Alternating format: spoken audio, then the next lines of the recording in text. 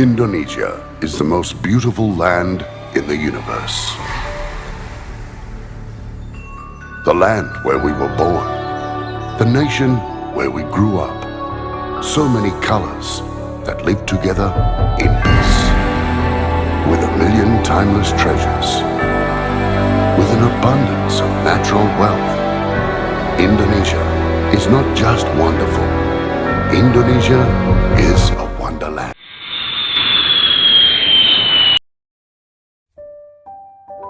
Assalamualaikum warahmatullahi wabarakatuh.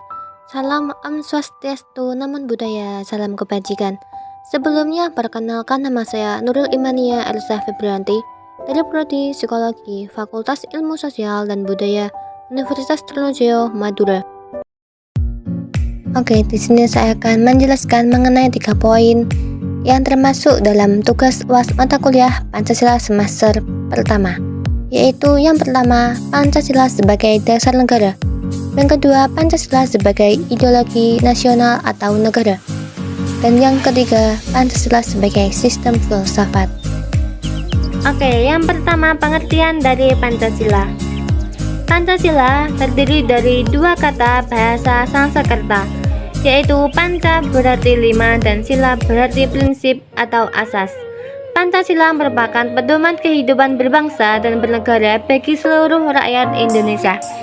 5 keutamaan penyusun Pancasila adalah ketuhanan yang Maha Esa, kemanusiaan yang adil dan beradab, persatuan Indonesia, kerakyatan yang dipimpin oleh khidmat kebijaksanaan dalam permusyawaratan atau perwakilan, dan keadilan sosial bagi seluruh rakyat Indonesia.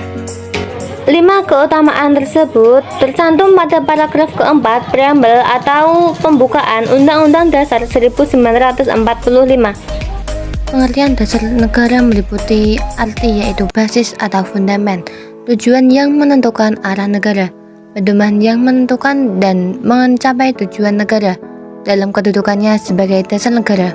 Pancasila menentukan bahwa negara Indonesia adalah negara yang menjadi pendukung antara Tuhan, manusia, persatuan, rakyat, serta adil yang merupakan penguat dasar negara. Berikut histori Pancasila sebagai dasar negara. Sebelum terbentuknya negara Republik Indonesia, Pancasila sudah dianut dan menjadi dasar filsafat serta ideologi kerajaan Mahada. Ada dinasti Maurya sejak dipimpin oleh raja yang gagah perkasa Asoka. Pada sekitar tahun 273 sebelum Masehi sampai dengan 232 sebelum Masehi. Raja Asoka sendiri merupakan penganut agama Buddha yang patuh dan taat pada agamanya. Pancasila sendiri merupakan ajaran yang diciptakan oleh Sang Buddha Siddhartha Gautama. Dengan berkembangnya ajaran Buddha termasuk ke Nusantara. Setelah kerajaan Mahada yang menjadikan Pancasila sebagai dasar negara yaitu Kerajaan Majapahit. Kerajaan Majapahit merupakan kerajaan kedua di Pulau Jawa yang dikembangkan hampir ke sepertiga Nusantara yang menganut ajaran Pancasila. Dalam rapat BPUPKI pada tanggal 1 Juni 1945, Insinyur Soekarno memutuskan atau menyepakati bahwa isi sila bisa disebut sebagai Pancasila adalah sebagai berikut. Yang pertama, kebangsaan Indonesia. Yang kedua, internasionalisme atau peri kemanusiaan. Yang ketiga, mufakat atau demokrasi. Yang keempat, kesejahteraan sosial. Yang kelima, ketuhanan.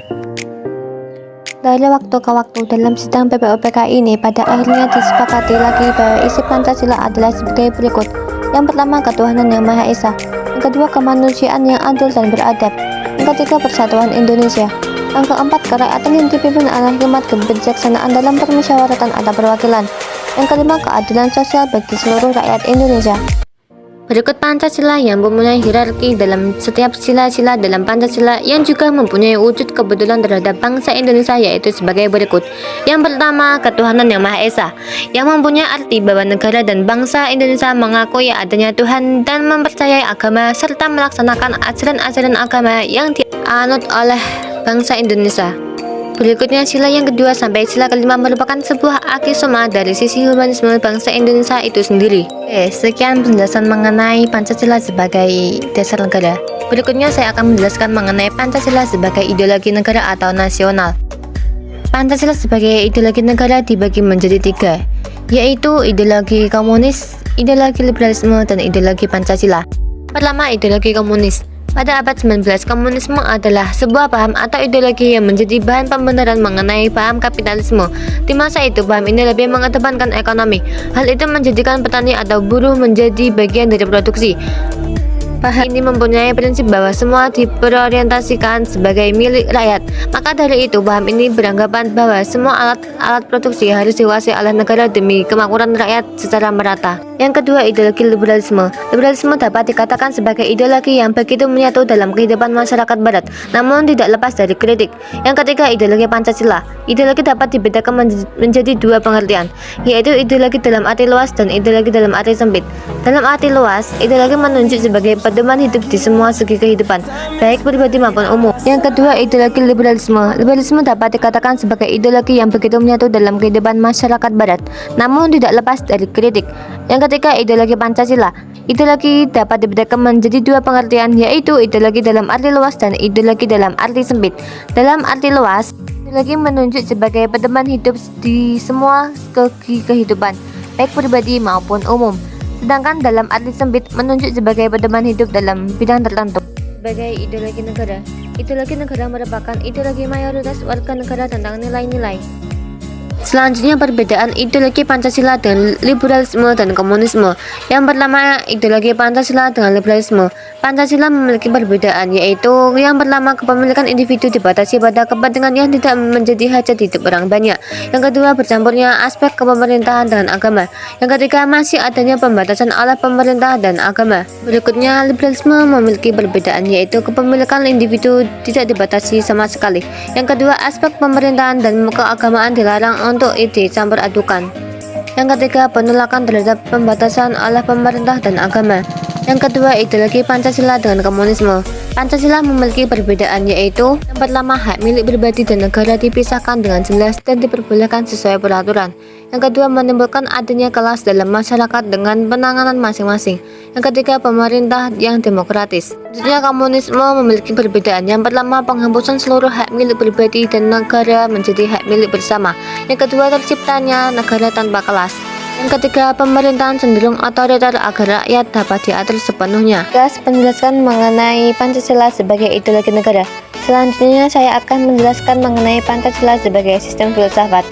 Pengertian filsafat Pancasila secara umum adalah hasil berpikir atau pemikiran yang sedalam-dalamnya dari bangsa Indonesia yang dianggap, dipercaya, dan diyakini sebagai kenyataan, norma-norma, dan nilai-nilai yang benar, adil, bijaksana, dan paling sesuai dengan kehidupan dan kepribadian bangsa Indonesia. Berikut ada beberapa dalam Pancasila sebagai sistem filsafat, yaitu yang pertama, dasar ontologis atau hakikat manusia. Manusia sebagai pendukung pokok sila-sila Pancasila secara ontologis memiliki hal-hal yang mutlak, yaitu terdiri atas susunan kodrat, raga, dan jiwa jasmani dan rohani.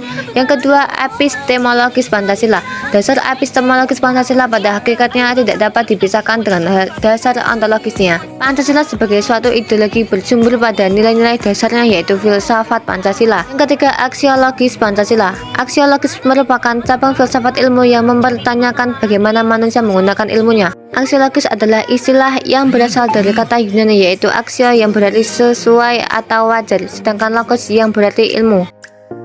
Oke, sekian presentasi dari saya. Apabila ada salah kata maupun ucapan, saya mohon maaf ya sebesar-besarnya. Wassalamualaikum warahmatullahi wabarakatuh.